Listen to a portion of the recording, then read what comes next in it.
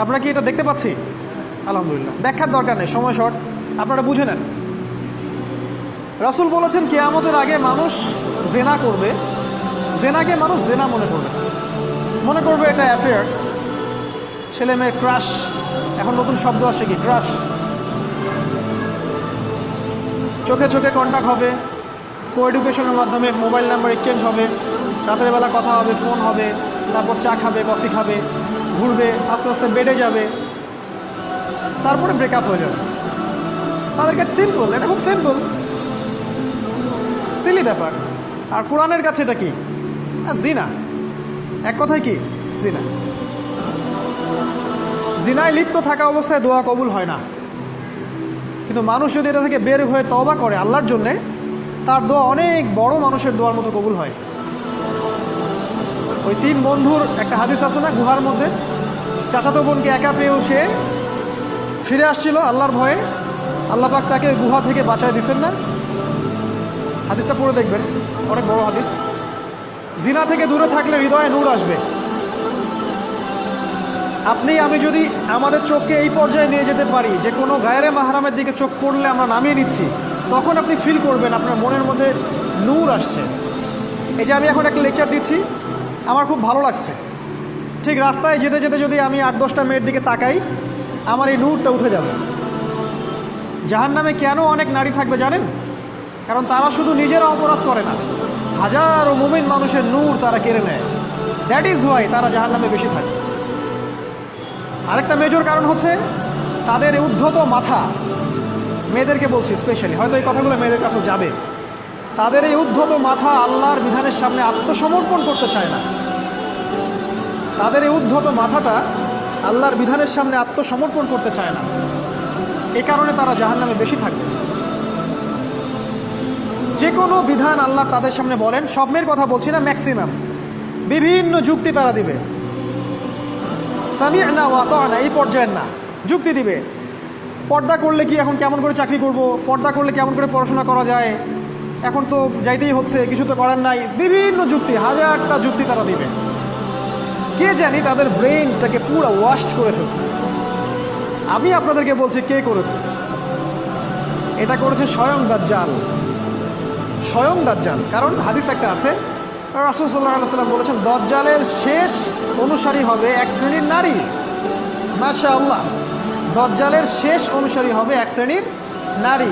তাদেরকে ঘরে ইসলামিক অনুশাসনে রাখার জন্যে বাবা, ভাই, স্বামী শিকল দিয়ে বেঁধে রাখবে, তারপরেও তারা শিকল ছেড়ে বের হয়ে যাবে, আটকাতে পারবেন না, because of their mind is brain washed.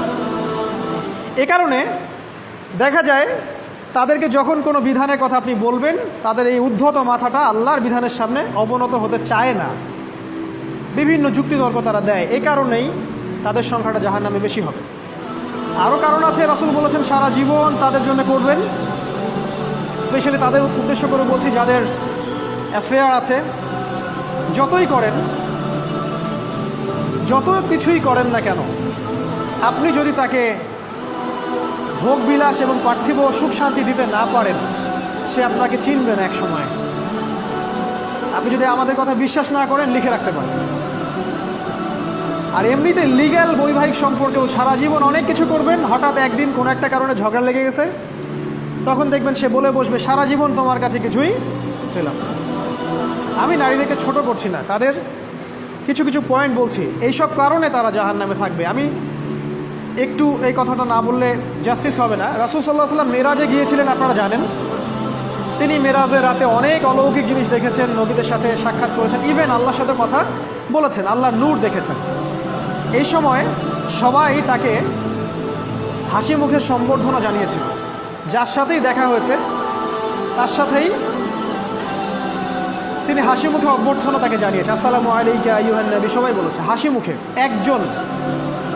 একজন মালাক, একজন ফেরেশতা তাকে দেখে হাসেননি, একজন। আপনারা কি জানেন? রাসূল সাল্লাল্লাহু আলাইহি ওয়াসাল্লাম অবাক হয়েছিলেন। তিনি বলেছিলেন যে ইয়া জিবরিল, ওর চেহারাটা এত গম্ভীর কেন, সে আমাকে দেখে হাসছে না কেন, তার মুখে হাসি নাই কেন? জিবরিল আমিন বলেছেন যে তার নাম হচ্ছে মালাক, সরি তার নাম মালিক, তার নাম মালিক, সূরা যুখরুফের মধ্যে আছে। তার নাম মালিক। যেদিন থেকে আল্লাহ জাহান্নাম সৃষ্টি করেছেন সেদিন থেকে তাকে জাহান্নামের দায়িত্ব দিয়েছেন, অর্থাৎ জাহান্নামের হেড অফ ডিপার্টমেন্ট, ইনচার্জ। সেদিন থেকে তার মুখের হাসি উঠে গেছে। আমরা দোয়া করি আমরা যেন তার সাক্ষাৎ না পাই। তার কাছে পারমিশন নিয়ে রাসূল সাল্লাল্লাহু আলাইহি ওয়াসাল্লাম জাহান্নামের দিকে তাকিয়েছিলেন, ভিতরে দেখেছেন কি আছে। তিনি পরে যা ব্যাখ্যা করেছেন তা হলো, আমি দেখলাম সেখানে খালি মেয়ে আর সেখানে গাড়ি নারী আর নারী। এই হাদিসটা আপনার মাকে বলবেন, আপনার বোনকে বলবেন, আপনার মেয়েকে বলবেন, আপনার স্ত্রীকে বলবেন। এই হাদিসটা যদি কারো হৃদয়ের মধ্যে গেঁথে যেতে পারে, তার দ্বারা অন্যায় কোনো সম্ভব না। কিভাবে একটা মেয়ে সব কিছু উন্মুক্ত করে ঘুরতে পারে যখন অলরেডি তার আত্মা জাহান্নামে জ্বলছে, অলরেডি, কারণ ভবিষ্যৎ তো আল্লাহ জানেন। যেমন ওমর রাদিয়াল্লাহু আনহু এর ঘর জান্নাতে আছে, রাসূল সেটা দেখে আসেন নাই? এসে ওমর ইবনুল খাত্তাবকে বলেছেন না যে আমি দেখে আসছি তোমার ঘর, আমি ঢুকিনি তোমার ঘরে তোমার আত্মসম্মানের কারণে। তার মানে তিনি পৃথিবীতে বিচরণ করছেন, ঘর তো জান্নাতে অলরেডি তৈরি হয়ে আছে। মেয়েরা দিব্যি ঘুরছে এভাবে, এবং তারা মোটেও সচেতন না তাদের ঘর হয়তো বা জাহান্নামে রেডি। আর আমাদের so called modern western civilization এদেরকে ব্রেইন ওয়াশড করে দিয়েছে। তারা বাজার করছে, তারা নগ্ন হয়ে ঘুরছে, কাপড় পরেও তারা নগ্ন থাকছে, তারা মডেলিং করছে, গান গাচ্ছে, নৃত্য প্রদর্শন করছে, মিডিয়া আসে, তার দেহ লক্ষ লক্ষ কোটি কোটি মানুষ দেখছে। হাজারো মানুষের নূর চলে যাচ্ছে, অন্যের নূর নষ্ট করে জান্নাতে যাওয়া যাবে না। রাসূল সাল্লাল্লাহু আলাইহি ওয়াসাল্লাম যে আলামতগুলো বলেছেন তার মধ্যে অন্যতম একটা আলামত হচ্ছে শেষ জামানায় মেয়েদের সংখ্যা বাড়বে, ছেলেদের সংখ্যা কমে যাবে। ইভেন একটা ছেলে 40টা মেয়ের দায়িত্ব নিবে। এটা আবার ভাববেন না 40টা ওয়াইফ, মা, খালা, নানি, ফুফু সব মিলায় 40। আর সামনে যে মহাযুদ্ধটা হতে যাচ্ছে এরপরে এরকমই একটা অবস্থা হবে যে ছেলেদের সংখ্যা পৃথিবীতে থাকবে না, খুব কম, এবং বেশি বেশি মেয়ে একটা ছেলের কাঁধে চলে আসবে। এখন অবশ্য আমাদেরকে ওই যে পশ্চিমারা শিখিয়েছে একটা ছেলে একটা মেয়েকে বিয়ে করবে। জেনা অনেকজনের সাথে করতে পারে, বাট বিয়ে একজনকেই করতে হবে। এখনও যদি কোনো হুজুর বা কোনো ব্যক্তি, হুজুর না, কোনো আলেম, কোনো স্কলার বা যে কোনো ব্যক্তি দুটা বিয়ে করে, মানুষ মনে করে something is wrong, something is wrong with him. এই লোকের কোনো সমস্যা আছে মনে হয়, এর মানে চরিত্র ভালো না, এর মনে একটা দিয়ে আকাঙ্ক্ষা পূরণ হয় না, something is wrong with him, তাই না? এই চেতনাটা দজ্জাল শিখিয়েছে এদের। একটা ছেলেকে তৈরি করা হয়েছে সে যেন অনেকগুলা মেয়েকে বিয়ে করার ক্ষমতা রাখে, এভাবেই তাকে তৈরি করা হয়েছে। নাহলে আল্লাহ কখনোই 4, 3, 2 বলতেন না। হ্যাঁ, যদি আমি সমতা করতে না পারি তাহলে কি 1। একটা কথা বলি, এই সাবজেক্টটা আপনাদেরকে হয়তো কেউ পড়ায় না। একটা বিয়ে করেও একটা ছেলে মিলকেল ইয়ামিন রাখতে পারে। মিলকেল ইয়ামিন মানে হচ্ছে দক্ষিণ হস্তের মালিক। মেয়েটাও জানবে আমি মিলকেল ইয়ামিন, ছেলেও জানবে সে আমার মিলকেল ইয়ামিন। এভাবেও একটা ছেলে একটা মেয়ে সিকিউরিটি, শেল্টার, ফুড সব কিছু পেতে পারে। এটা এখন উঠে গেছে, একটা সময় এগুলো ছিল। রাসূলুল্লাহ সাল্লাল্লাহু আলাইহি ওয়াসাল্লামের একটা ছেলে ইব্রাহিম, রাসূলের একজন ছেলে ইব্রাহিম কার গর্ভে জন্ম নিয়েছিলেন? কার গর্ভে জন্ম নিয়েছিলেন? রাসূলের জীবনী পড়তে হবে A to Z কয়েকবার, কমপক্ষে আর রাহিকুল মাখতুম বইটা পড়তে হবে। মারিয়া কিপ্তির গর্ভে জন্ম নিয়েছিলেন। মারিয়া কিপ্তি একজন দাসী। এই দাসী মানে কাজের মেয়ে না, এটাকে বলা হয় মিলকেল ইয়ামিন, দক্ষিণ হস্ত। পারস্যের রাজা মিশরের রাজা দুজন দাসীকে রাসূল সাল্লাল্লাহু আলাইহি ওয়াসাল্লামের কাছে উপহার দিয়েছিলেন। তার একজনকে রাসূল সাল্লাল্লাহু আলাইহি ওয়াসাল্লাম নিজের করে নেন, বিয়ে করে নেন। তার গর্ভে জন্ম নিয়েছিল পুত্র ইব্রাহিম। এই সাবজেক্টটা আপনাদেরকে কে পড়াবে এখন? ইভেন এখন আলেম ওলামাও দুটো বিয়ে করতে ভয় পায়, মনে করে যে সমাজের মানুষ আমাকে কি বলে না বলে। সবচেয়ে বড় কথা হচ্ছে এই কাজ করার জন্য ব্যাকবোন শক্ত থাকা দরকার। ব্যাকবোন মানে মেরুদণ্ড, স্টিলের মতো, তাহলে এই কাজ করতে পারবে। নারীর সংখ্যা যে বাড়বে 40 গুণন 1 হবে, তখন এই 39টা মেয়ে কী করবে? এখনও সমাজের মধ্যে নারী পুরুষের অনুপাত 1:4, মানে প্রতি একজন ছেলের জন্য 4টা করে নারী ঘুরছে সমাজে। এটা তো স্ট্যাটিস্টিক, আপনি ইন্টারনেটে গেলেও দেখতে পারবেন। এবং পশ্চিমা কান্ট্রিগুলোতে এগুলো আরও অনেক বেশি, ওদের অনুপাতটা আরও অনেক বেশি। তাহলে এই বাকি মেয়েরা আসলে করবেটা কি?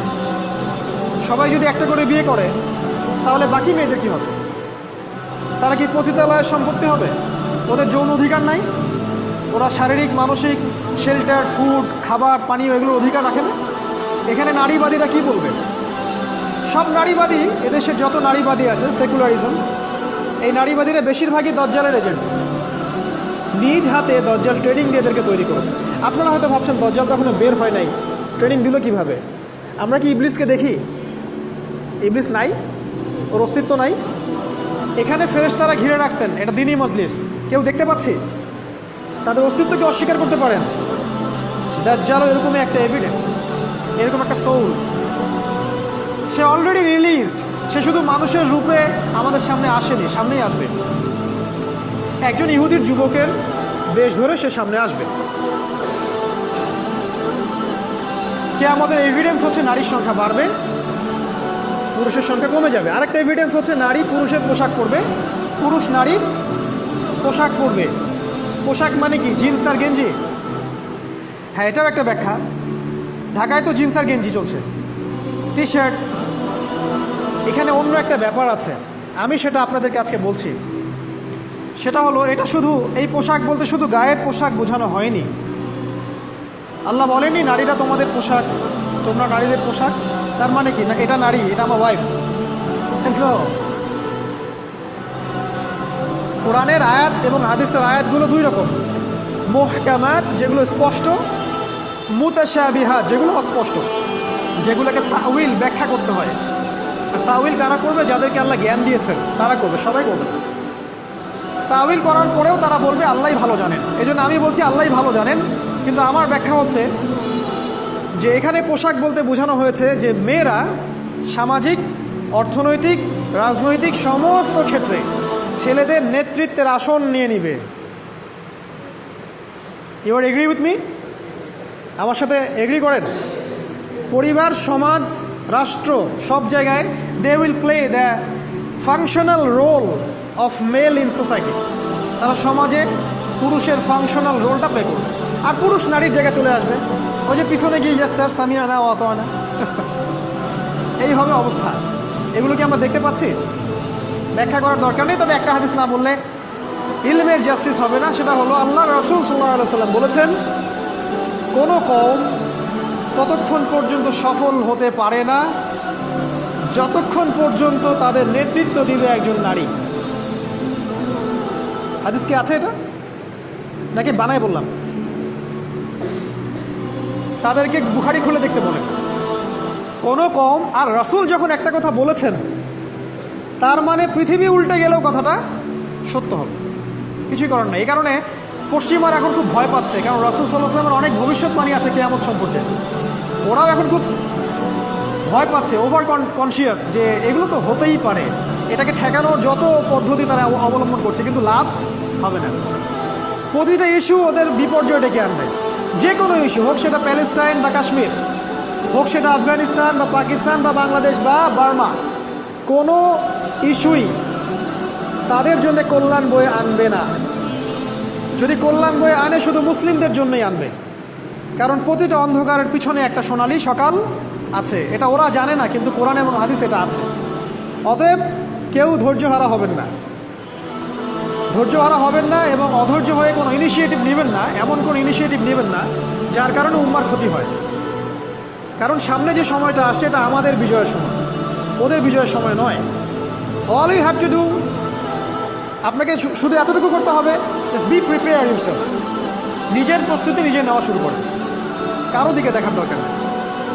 এবং অবশ্যই কালেকটিভলি, অ্যাজ এ উম্মাহ, অ্যাজ এ নেশন, কিয়ামতের আলামত হচ্ছে নারীর সংখ্যা বাড়বে, পুরুষের সংখ্যা কমবে। নারীরা পুরুষের পোশাক পরবে, পুরুষরা নারীর পোশাক পরবে। পোশাক মানে সোসাইটির ফাংশনাল রোল। মানুষ হালাল হারামের বিবেচনা করবে না, মানুষ জেনা করবে জেনাকে জেনা মনে করবে না, মানুষ মদ খাবে মানুষ মদকে মদ মনে করবে না। হারা গেছে